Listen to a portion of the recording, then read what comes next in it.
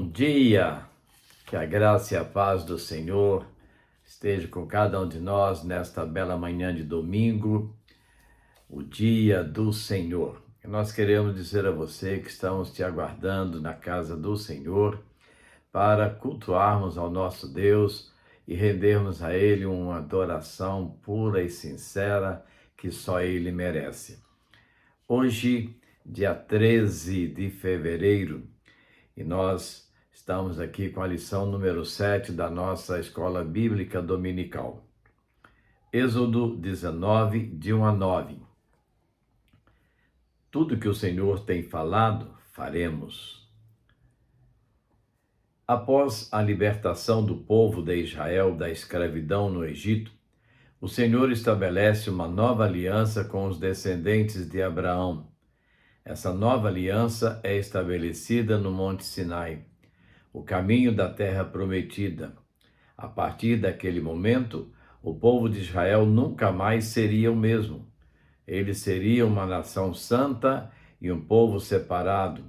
Hoje, refletiremos sobre a lei e os mandamentos ordenados por Deus no Monte Sinai, bem como a sua aplicação para as nossas vidas.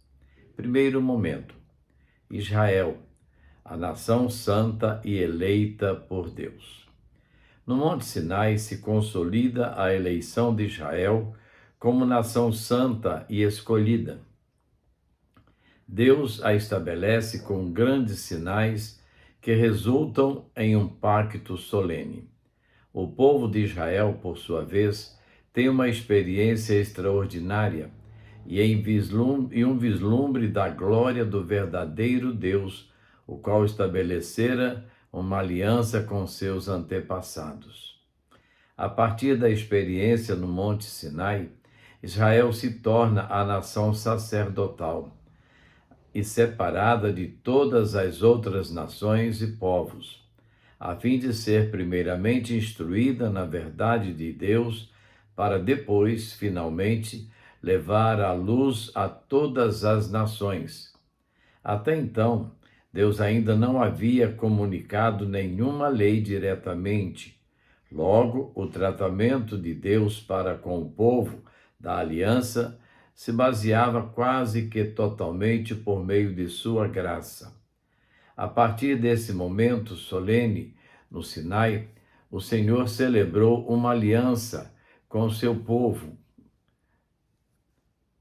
via uma lei. Então nós vemos aí uma forma diferente que Deus estabelece para se relacionar, para se dirigir, para administrar, digamos assim, a vida daquele povo. E nós precisamos então entender claramente como Deus age nas nossas vidas também. O Senhor os abençoaria, por conseguinte, o povo, diante de tamanha experiência, concordou de imediato. O resumo de toda a vontade de Deus e dos preceitos da aliança para com Israel ficou conhecido como os 10 mandamentos, ou, traduzido mais acertadamente, as 10 afirmações. Os 10 mandamentos, portanto, representam a expressão da vontade de Deus.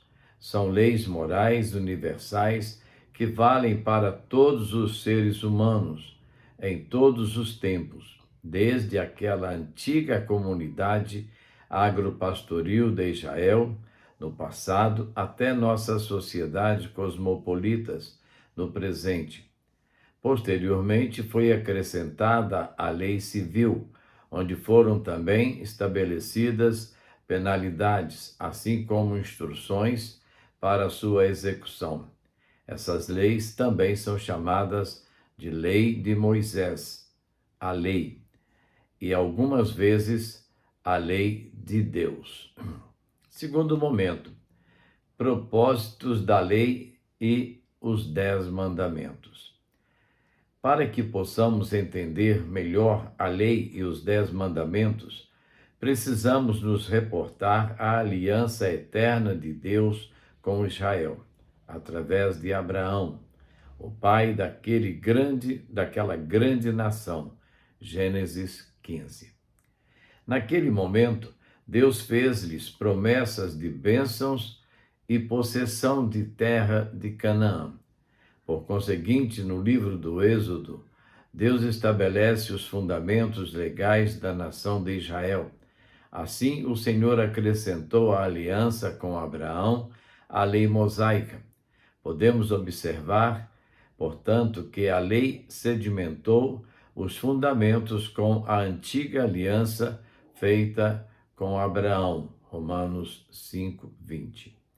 É relevante, porém, destacar que o Senhor deu a lei a Israel com o fim de mostrar àquele povo que, a partir daquele momento, tornou-se o povo escolhido de Deus e sua nação santa. Êxodo 19, 4-6, Salmo 147, 19 e 20. Deus não deu a lei e os 10 mandamentos como instrumentos de salvação, pois seria impossível ser salvo apenas por guardar a lei. Gálatas 3:11, Romanos 3:20. Todavia, ele deu a lei ao povo pelos seguintes propósitos. Primeiramente, com a lei, o Senhor revelou a Israel sua glória e santidade. Deuteronômio 5, 27 e 28. Em segundo lugar, a lei distinguiu Israel como povo escolhido e separado. Salmo 147, 19 e 20. Em terceiro lugar, a lei tinha o objetivo de elevar Israel a um padrão de vida santa e piedosa. Deuteronômio 4, 1 e Juízes 2, 19 a 21. Em quarto lugar, a lei revelava a condição de pecado da humanidade. Romanos 7, 13. Por fim, em quinto lugar, a lei prepararia Israel para a vinda de Cristo, o Messias. Gálatas 3, 24. Então aí, 5 momentos em que Deus estabelece condicionamentos para o povo através dos 10 mandamentos. O terceiro momento da nossa revista, Cristo, o cristão e a lei. São vários os textos nos quais o escritor se baseia. Apesar da universalidade dos 10 mandamentos, podemos perceber um grande contraste entre o restante do antigo sistema mosaico de Israel e a manifestação da graça de Cristo no Novo Testamento. Em Cristo, a lei não separa mais judeus dos gentios, pois agora todos nós somos um só povo. Efésios 2, 11 a 14. O Novo Testamento deixa muito claro que o cristão não está mais sob o domínio da lei, mas sim na dispensação da graça, o que não significa que possamos ignorar a santidade de Deus e o que Ele espera de nós. Na dispensação da graça, a mudança e a obediência acontecem a partir de uma transformação interna, isto é, a partir de uma nova natureza em Cristo, enquanto a antiga lei mosaica se baseava em atos exteriores e uma obediência baseada em ritos e símbolos. Se, por um lado, estamos livres de cumprir toda a lei do Antigo Testamento, somos agora regidos pela mais rígida lei, a lei do amor e da graça de Cristo. Sendo assim, não mais tentamos obedecer a Deus na força da carne, o que, como bem observou o apóstolo Paulo, seria impossível. Romanos 7,14. Finalmente, os 10 mandamentos. O Senhor Jesus resumiu os 10 mandamentos em 2 categorias, uma se referindo ao amor a Deus e outra ao próximo. Mateus 22, 37 a 40.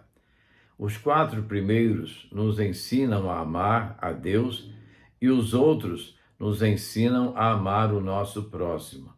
O apóstolo Paulo, na carta aos Romanos, no capítulo 13, também expõe que quem ama o próximo cumpre toda a lei. É interessante também destacar que toda a lei do Antigo Testamento, na verdade, é uma ampliação e aplicação dos 10 mandamentos. Vamos relembrá-los a seguir de forma resumida. Primeiro, não terás outros deuses diante de mim. Êxodo 20, de 1 a 3. Significa a proibição à adoração de qualquer outro Deus que não seja o Senhor. Segundo, não farás para ti imagem de escultura. Êxodo 24 a 6. Diz respeito à fábrica de imagens e escultura de divindades. Terceiro, não tomarás o nome do Senhor teu Deus em vão. Êxodo 20, verso 7. Significa não jurar em nome de Deus e também inclui a blasfêmia, os praguejamentos, os juramentos irrefletidos e as promessas não cumpridas. Quarto, lembra-te do dia do sábado. Êxodo 28 a 11. Diz respeito à necessidade de descansar e não trabalhar demasiadamente por pura ganância. Esse mandamento é também um símbolo do descanso que os cristãos hoje desfrutam em Cristo. Nenhuma passagem do Novo Testamento ordena aos cristãos a observar literalmente o dia do sábado. Quinto, honra teu pai e tua mãe. Êxodo 20, verso 12. Esse é o primeiro mandamento, que vem seguido de promessa. Ele ensina a honra aos pais como autoridade familiar. Sexto, não matarás. Êxodo 20, verso 13. O mandamento ensina a respeito da vida humana. Sétimo, não adulterarás. Êxodo 20, verso 14.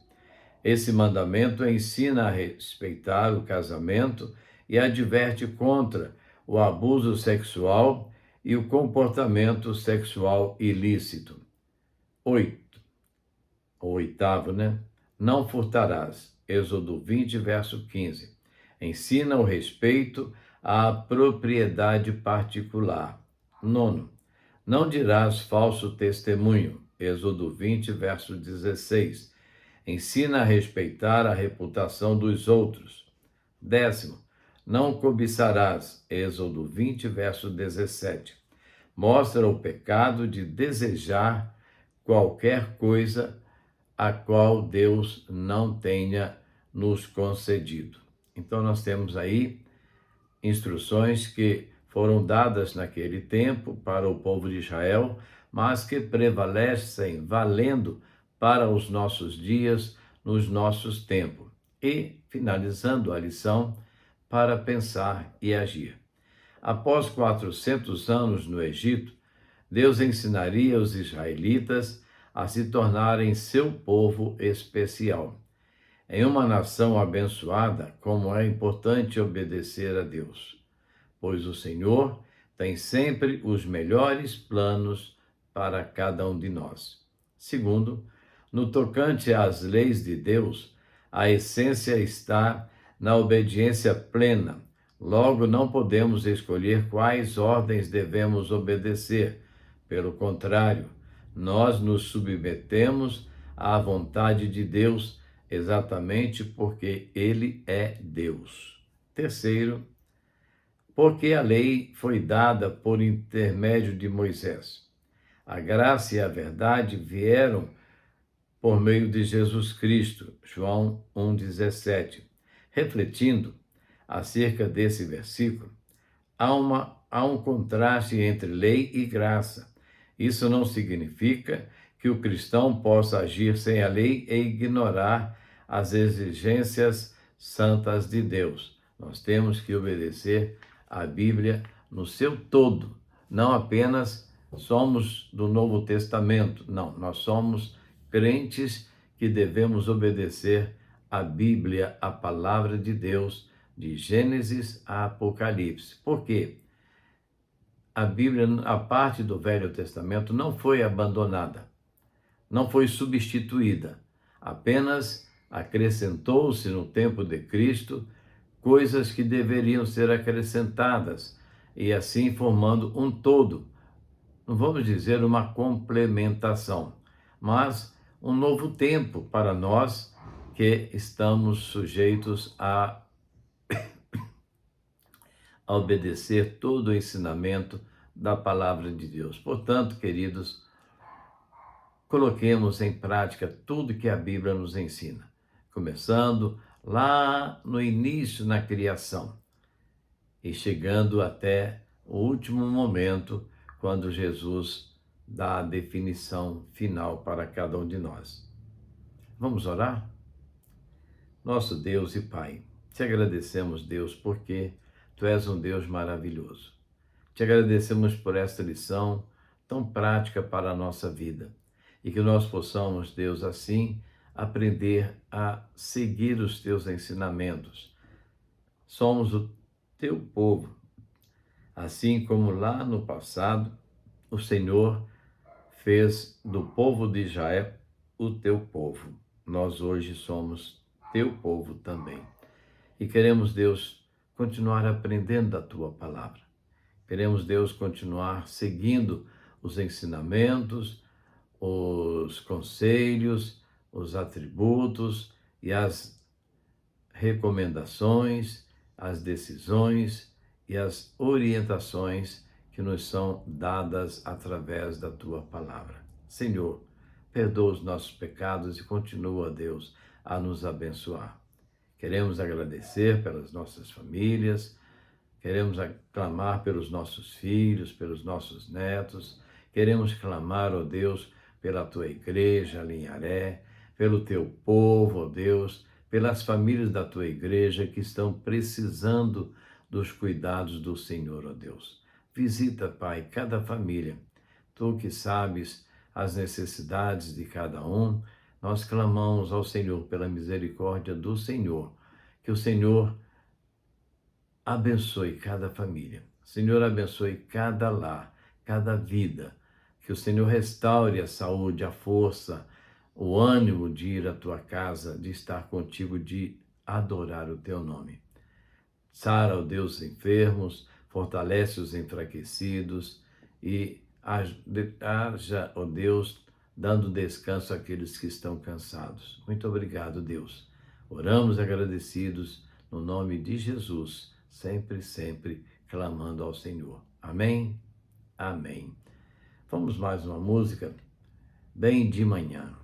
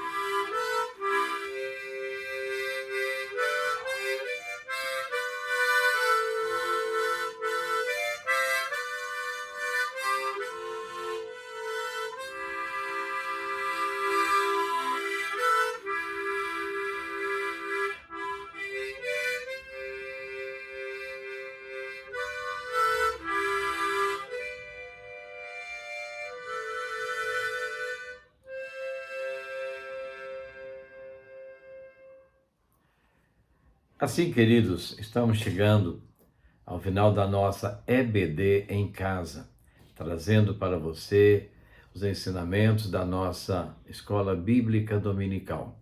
Queremos dizer a você, não fique em casa. Vá à casa do Senhor para que possamos adorá-lo todos juntos em comunhão, num só propósito. Esperamos você. Daqui a pouco estaremos na casa de Deus, ali na escola bíblica presencial. Ao meio-dia teremos a versão das 12 horas da tarde e à noite, a partir das 19 horas, o nosso culto de adoração ao Senhor. Começando com o estudo da revista, seguido dos louvores e da mensagem de Deus para o nosso coração. Esperamos você. Não fique em casa. Vá à casa do Senhor. Vamos juntos adorar ao Senhor. E que Deus nos dê um domingo de muita paz, muita alegria, que possamos, juntos das nossas familiares, continuar adorando ao nosso Deus, único digno da nossa adoração. A todos, um bom dia e que a paz do Senhor continue abundante em nossas vidas. Amém?